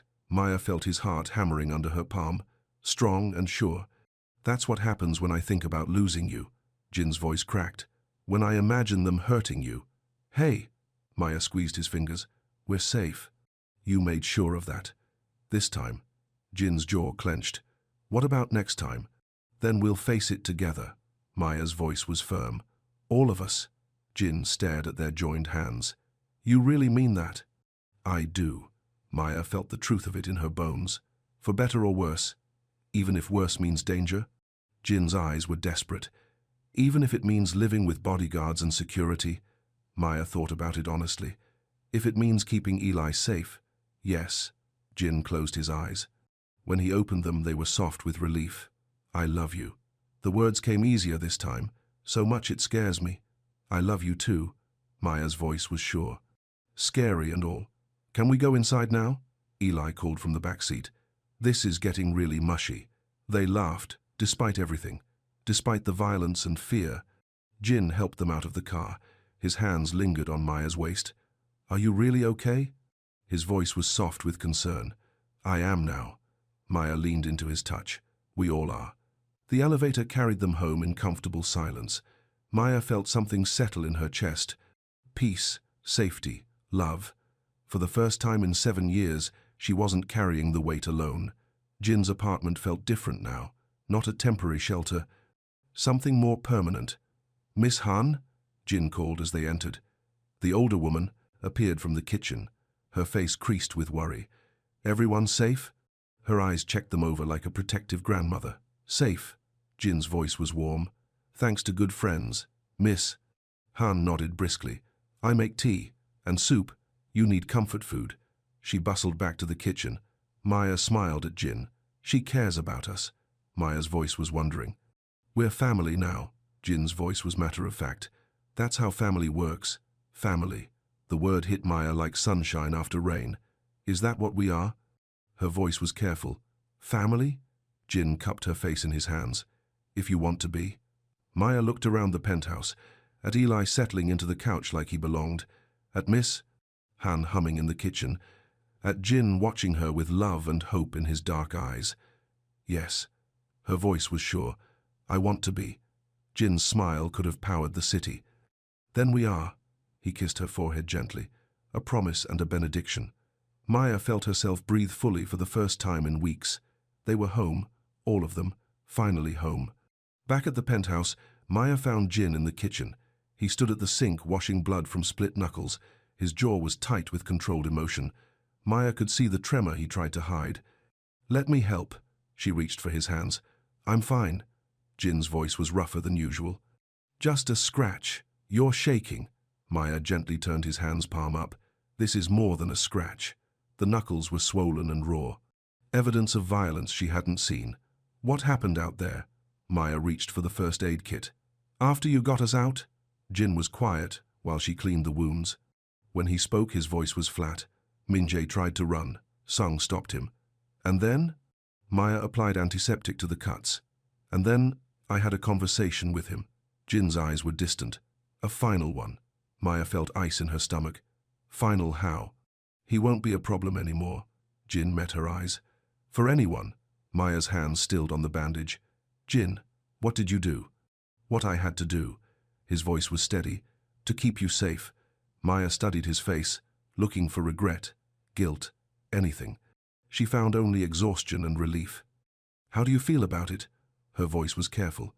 Jin considered the question honestly. Like I can finally breathe. Maya finished rapping his knuckles. Her touch was gentle despite her confusion. I should be horrified. She smoothed the tape. Shouldn't I? Probably. Jin flexed his fingers. Does that bother you? What bothers me is that it doesn't bother me. Maya met his eyes. What does that make me? Human. Jin's voice was soft. Someone who protects what matters. Maya felt tears threaten. I'm not sure I know who I am anymore. You're exactly who you've always been. Jin cupped her face gently. Strong, brave, willing to fight for family. Family, Maya repeated the word. Is that what we are now? If you want to be. Jin's voice was vulnerable. I know it's complicated. Maya thought about everything that had led them here. The violence, the fear, the gradual building of trust. It is complicated, she agreed. But I want it anyway. Jin's smile was soft as sunrise. Yeah? Yeah, Maya stepped closer. All of it. The good and the messy and the scary. Jin's arms came around her waist, pulled her against his chest. I love you. The words were a whisper against her hair. More than I thought possible. I love you too. Maya felt the truth settle in her bones. Despite everything rational telling me not to, they held each other in the quiet kitchen. City lights sparkled beyond the windows. What happens now? Maya asked softly. Where do we go from here? Wherever you want. Jin's voice was sure. Together. Maya pulled back to look at him. What if I want normal? Boring suburban life with soccer games and PTA meetings? Jin's eyes crinkled with humor. Then I'll learn to love soccer. What if I want adventure? Travel the world and see everything? I'll buy a bigger suitcase. Jin's voice was warm. As long as we're together. Maya felt her heart expand until it filled her entire chest. What if I just want this? Right here with you and Eli and Miss Han? Then this is perfect. Jin kissed her forehead. More than perfect. A sound from the hallway interrupted them. Eli appeared in the kitchen doorway. Is everything okay? His voice was sleepy but concerned. I heard talking. Everything's fine. Maya held out her arm. Come here. Eli joined their embrace. The three of them wrapped in kitchen light and possibility. Are we really safe now? Eli asked quietly. For real this time. Jin met Maya's eyes over Eli's head. She saw the promise there. For real this time. Jin's voice was absolute. No one will hurt you again. Maya felt the last of her walls crumble. These two people were her world now. Dangerous or not, complicated or not, they were hers. I love you both. The words came easily now. My boys, Eli giggled. That's so cheesy. Good cheesy or bad cheesy? Jin asked with mock seriousness. Good cheesy, Eli grinned. The best kind. They stood together in the kitchen while the city settled into sleep around them. Three people who'd found each other against all odds. Who'd chosen love despite the cost. Maya had never felt safer in her life. The clock ticked past 2 a.m. Maya and Jin sat at the kitchen island while silence stretched between them. Eli slept peacefully down the hall. Miss Han had retired hours ago. They were finally alone. Talk to me. Maya's voice was soft. What's going on in your head? Jin stared at his bandaged hands. When he looked up, his eyes were haunted. I killed a man tonight. His voice was matter of fact. And I don't feel guilty about it. Maya felt her breath catch, but she didn't pull away. Tell me. Her voice was steady. All of it. Jin searched her face. You really want to know? I really do. Maya reached for his hands. No secrets between us. Jin was quiet for a long moment. When he spoke, his voice was careful. Minjae pulled a gun when we cornered him. Pointed it at Sung. Jin's jaw clenched. So, I broke his neck. Maya felt sick and relieved at the same time. To protect Sung. To protect all of us. Jin met her eyes. He would have kept coming. Forever. I know. Maya's voice was small. I'm glad he's gone. Jin studied her face. Does that scare you? About yourself? Terrifying. Maya managed a weak smile. But I love you. I love Eli. I'd rather have blood on my conscience than lose either of you. That's what scares me. Jin's voice was rough. How easily I could make you like me. You didn't make me anything. Maya's voice was firm. This is my choice. Is it? Or is it Stockholm Syndrome? Jin pulled his hands away. Maybe you only think you love me because I saved you. Maya felt anger flash. Don't do that. Do what? Decide what I feel. Decide why I feel it. Maya stood and paced. I know my own heart. Do you? Jin's voice was quiet. A month ago you hated everything I represent. A month ago I didn't know you. Maya turned to face him. I know you now. You know what I let you see. Jin's voice was bitter. The parts I cleaned up for company. Bullshit. Maya's voice was sharp. I've seen you with Eli when you thought I wasn't looking. I've watched you care for Miss Han like she's your grandmother. That's not who I really am. It's exactly who you are. Maya moved closer. You're both things. The man who kills to protect and the man who teaches fractions patiently. Jin shook his head. You can't have both. Eventually one wins. Says who? Maya sat beside him again. Who made that rule? Jin was silent. Maya pressed on.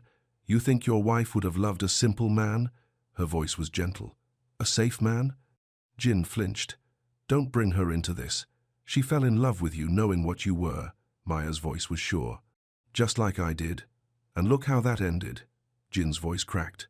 She died because of what I am. She died because someone else made a choice. Maya caught his face in her hands. Not because you loved her. Tears leaked from Jin's eyes. I don't know how to live with loving you. The same way I live with loving you. Maya wiped away his tears. One day at a time. What if I hurt you? Jin's voice was broken. What if my world destroys you? Then we'll rebuild. Maya's voice was steady. Together. What if I can't change? Jin's eyes were desperate. What if this is all I know how to be? Then I'll love you as you are. Maya's voice was sure. And trust you to be better. Jin stared at her like she was a miracle he couldn't quite believe. How? His voice was barely audible. How do you have that much faith? Because you're worth it. Maya's voice was simple. Because we're worth it. Jin's arms came around her then, desperate and clinging. I'm so scared. The words were muffled against her neck. Of losing you. Of ruining you. I know. Maya held him tight. I'm scared too. Of what? Of not being enough. Maya's voice was honest. Of this all being too good to last. They held each other in the kitchen darkness. Two scared people choosing love anyway. What if we're both wrong? Jin asked softly. What if this is a mistake? Then it's our mistake to make. Maya pulled back to meet his eyes. Together. Jin searched her face in the dim light. You're really sure about this? I'm sure about you. Maya's voice was firm. About us. About choosing love over fear. Jin kissed her then, soft and desperate and full of promise. When they broke apart, his eyes were clear for the first time all night. Okay. His voice was steady. Let's choose love. Maya smiled. Let's choose love.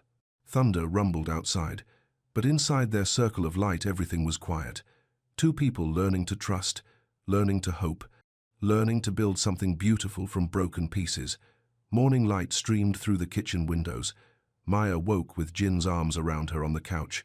Sometime during the night, they'd moved from talking to holding each other, neither willing to let go. Morning. Jin's voice was rough with sleep. How did you rest? Better than I have in weeks. Maya stretched carefully. You? Best sleep of my life. Jin's smile was soft. Must be the company. Footsteps in the hallway announced Eli's approach. He appeared in rumpled pajamas.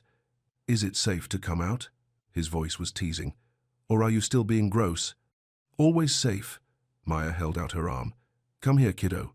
Eli joined them on the couch, the three of them wrapped in morning warmth. So, what happens now? Eli's voice was curious. Do we get to stay? Maya and Jin exchanged glances. They'd talked about everything, except the practical future. What do you want to happen? Jin asked gently. Eli thought seriously. I want to stay here, with you and Maya and Miss Han. Even if it means changing schools? Maya asked. Leaving your friends? I can make new friends, Eli shrugged. But I can't make a new family. Maya felt tears prick her eyes. Eli. Besides, Eli grinned. This place has better internet than our old apartment. Jin laughed. Priorities. What about you? Eli looked at Maya. What do you want? Maya considered honestly. A month ago she'd wanted independence above all else. Now she wanted something different. Something more. I want what we have right here. Her voice was sure. If Jin wants it too. Are you kidding? Jin's voice was warm. This is all I've wanted since the night I met you. Really? Maya raised an eyebrow. Even after I told you off in the alley? Especially then. Jin's eyes crinkled. I knew you were special when you wouldn't take my money. Good thing. Maya smiled. Because I'm still not great at taking help. We'll work on it. Jin kissed her temple. I'm still not great at asking before deciding things. We'll work on that too. Maya leaned into his warmth. Miss. Han appeared from the kitchen with a tray of coffee and pastries. Good morning, family. Her smile was radiant. Sleep well? Family? Eli tested the word. I like how that sounds. Me too. Maya accepted a cup of coffee. Very much. They ate breakfast together around the island, planning the day like they'd done it for years. Jin had meetings, but nothing urgent. Maya needed to call the coffee shop about her schedule. Actually, Jin's voice was careful. I had an idea about work. Maya felt her spine stiffen automatically. What kind of idea? Just a suggestion. Jin raised his hands peacefully. You could say no. I'm listening. Maya's voice was cautious. Miss Han wants to retire soon. She's been asking about a replacement. Jin's voice was hopeful. Someone to manage the household. Maya stared at him. You want me to be your housekeeper? I want you to be whatever makes you happy. Jin's voice was sincere. But it would pay well, and you'd be home with Eli. Maya felt torn. Independence warred with practical considerations. I'd be living here, working here. Everything would be here. Her voice was uncertain. What if we fight? What if it doesn't work out? Then we'll figure it out. Jin's voice was steady. Like everything else. Eli looked between them with interest. Would I get to help with the computer stuff? If you wanted to. Jin smiled. Miss Han says the security system needs updating. Cool. Eli was sold immediately. Maya felt herself wavering. What would the job actually involve? Managing schedules, organizing events, making sure everything runs smoothly. Jin's voice was careful. What you're naturally good at. And the pay. Maya's practical side kicked in. Jin named a figure that made her coffee cup pause halfway to her lips. She struggled for words. That's more than I made at the restaurant. You'd be worth every penny. Jin's voice was warm. Probably more. Maya thought about it honestly. Financial security, time with Eli, building something real with Jin. What does Miss Han think? Maya asked. Really? She suggested it. Jin's smile was gentle. Said you already do half the job anyway. I do not, Maya protested, but she thought about all the small things she'd started handling. Do I? You organize better than anyone I've ever met. Jin's voice was admiring. And you make this place feel like home. Home. Maya repeated the word. Is that what this is now? If you want it to be. Jin's voice was hopeful. For all of us. Maya looked around the kitchen, at Eli chattering with Miss Han, at Jin watching her with love and patience. A month ago this would have terrified her, depending on someone else, giving up control. Now it felt like the most natural thing in the world. Okay, her voice was sure. Let's try it. Jin's smile could have lit the city. Really? Really? Maya leaned over and kissed him softly. Partners in everything. Partners in everything. Jin agreed against her lips. Eli cheered from across the kitchen. Does this mean we get to redecorate my room? Within reason. Maya laughed. And with input from everyone. This is the best day ever. Eli hugged Miss Han enthusiastically. Maya felt her heart expand until it filled her entire chest. 6 weeks ago she'd been serving drinks to make rent. Now she was building a family with a man she loved and a future she'd never dared imagine. No second thoughts? Jin asked softly. About any of it? Not a single one. Maya's voice was firm. You? Just one. Jin's voice was teasing. Maya felt panic spike. What? I should have asked you to marry me first. Jin's eyes danced with mischief. Before offering you a job. Maya's breath caught. Jin, too soon? His voice was suddenly uncertain. I can wait. We can take it slow. Ask me. Maya's voice was barely a whisper. Right now. Jin slid off his stool and dropped to one knee right there in the kitchen. Maya Green. His voice shook with emotion. Will you marry me? Build a life with me? Be my family? Maya's tears spilled over. Yes, to all of it. Forever, yes.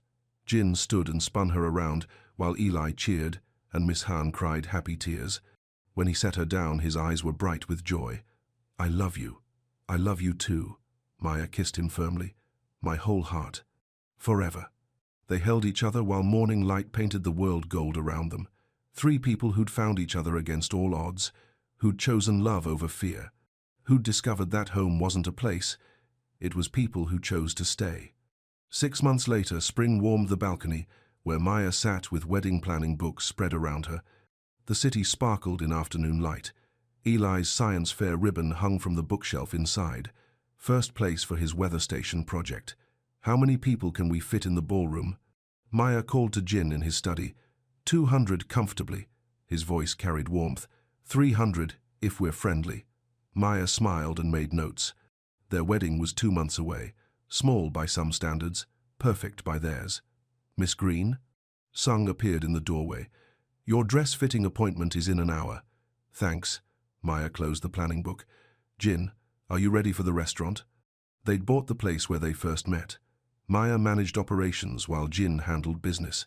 It was thriving. Good food and honest management turned out to be profitable. Ready when you are. Jin emerged from the study in a charcoal suit. Eli, you coming? Can I finish this level first? Eli called from the living room. 5 minutes. Maya grabbed her purse. Then homework. Fine. But Eli was smiling. He'd adjusted to private school beautifully, made friends, joined robotics club. His breathing was strong and clear. The elevator carried them down through 40 floors. Maya watched the numbers descend. Nervous about tonight? Jin asked softly. The investors can be intense. I can handle intense. Maya squeezed his hand. I've had practice. Jin's smile was proud. That you have. The restaurant hummed with afternoon prep. Maya checked reservations while Jin reviewed wine orders. They moved around each other with practiced efficiency. A team in all things. Miss Maya? The hostess appeared. Table 6 is asking about private dining options. I'll handle it. Maya tied her apron and walked into the dining room. The same room where Jin had first claimed her, where everything started. Now it was theirs. All of it. Good evening. Maya approached table 6. I understand you're interested in our private dining? The couple looked young and nervous. First anniversary, maybe. Or engagement celebration. We'd like something special. The woman's voice was shy. For our families to meet. Maya's heart warmed. I have just the thing. She spent 20 minutes planning their perfect night, every detail considered. Love deserved celebration, deserved care and attention. When she finished, the couple was beaming. Thank you so much. My pleasure. Maya smiled. Family is everything. She returned to the kitchen where Jin was plating the special. His movements were precise and sure. Success? He asked without looking up. Anniversary dinner next month? Maya checked her phone. I should head to the fitting. Jin set down his knife and crossed to her. Drive carefully. Always do. Maya straightened his tie. See you at home? Wouldn't miss it. Jin kissed her softly. I love you. Love you too. Maya headed for the door. Tell Eli to start his homework. The bridal shop was elegant and warm. Maya's dress hung ready for final alterations. Simple silk, clean lines. Perfect for dancing with the man she loved. How does it feel? The seamstress pinned the hem. Any adjustments needed? Maya studied herself in the mirror. Happiness made her glow from within. It's perfect. Her voice was sure. Absolutely perfect. An hour later, she drove home through evening traffic. The city settled into its night rhythm. The penthouse smelled of Miss Han's cooking when she entered, something rich and warming. How was the fitting? Jin looked up from helping Eli with math. Beautiful. Maya kissed them both. 2 more weeks and it'll be ready. 2 more weeks until the wedding. Eli grinned. I can't wait to give my speech. What speech? Maya raised an eyebrow. Best man speech. Eli puffed his chest proudly. Jin asked me to be his best man. Maya felt tears threaten. Did he now? Someone has to make sure he doesn't run away. Eli's voice was serious. That's what best men do, right? Among other things. Maya hugged him tight. I'm sure you'll do great. Dinner was beef stew and easy conversation. Plans for the weekend. Eli's upcoming field trip. Normal life. The kind Maya had never dared dream of. After Eli went to bed, she and Jin cleaned dishes together. Their evening ritual. Happy? Jin asked as he dried a bowl. Completely. Maya leaned against his shoulder. You? More than I knew possible. Jin set down the bowl and turned to her. Thank you. For what? For choosing this. For choosing us. Jin's voice was soft. For making me believe in love again. Maya felt her heart swell. Thank you for being worth choosing. They moved to the balcony, where city lights sparkled below. the place where so many important conversations had happened. Any regrets? Jin asked quietly. About the path that brought us here? Maya thought honestly. Not a single one. Even the scary parts? Jin's voice was gentle. The violence and danger? Even those, Maya's voice was sure. They led us to this. Jin pulled her close. I promise to keep you safe. Always. I know, Maya looked up at him. And I promise to keep choosing you. Every day. Every day. Jin agreed. They stood wrapped in evening air and possibility. Two people who'd found love in the most unlikely places. Behind them, the penthouse glowed with warm light. Eli's homework spread on the dining table, Miss Han humming in the kitchen. Home, family, love that had survived every test. Maya felt peace settle in her bones, the kind that came from knowing exactly where she belonged. Ready for bed? Jin asked softly. Ready for everything, Maya smiled. With you. They walked inside together. Tomorrow would bring wedding plans and restaurant business and all of life's beautiful complications. But tonight there was just this, the three of them safe and warm and together. Maya looked at Jin. He smiled. They were finally home. The end.